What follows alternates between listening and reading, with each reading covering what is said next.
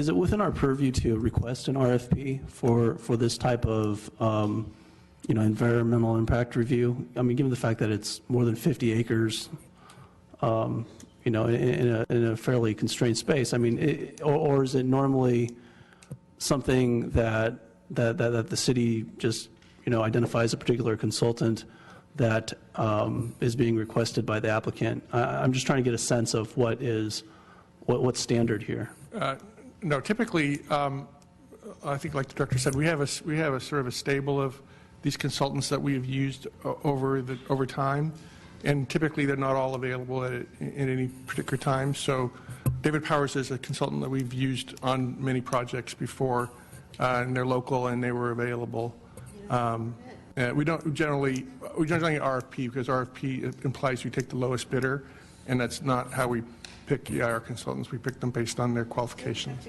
Okay, and so but that is something that the council could request to be more involved in terms of the selection of a consultant for an EIR, correct?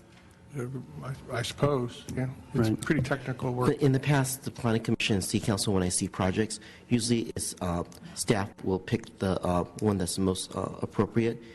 Again, you don't want to go through an RFP process. I mean, it's staff's one that chooses, so it's independent from the applicant. And then by going through an RFP, I never seen one that went through an RFP on RT. It's very correct? uncommon. Usually for city projects where we have the city money Right. going in, we do an RFP, but again, we look for qualified consultants. In this case, we looked at availability, people who understood and were familiar with the local jurisdiction in the city and who was available. So there were 2 or 3 people we looked at, and we picked David Powers because they were available and they had the qualifications, because they understand the agencies that you have to deal with. Usually when you have a new consultant come in from the outside, it takes a very long time for them to get familiar. So these are all independent. And then, so they do the EIR. Barry, can answer your question. I mean, traffic will be done by traffic. There will be an arborist, there'll be arborists, but they'll be hired when they are needed.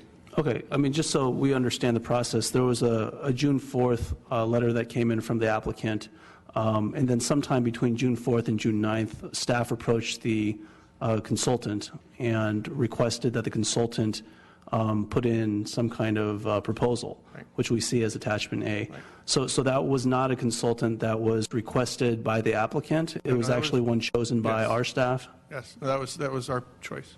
Okay. He's paying for it. All right, thanks. I can mean- ask that question for you. I think the question was, who's paying for it? we require the applicant to pay for these because it's their project. Right, and we get a 10% administrative fee. I understand that.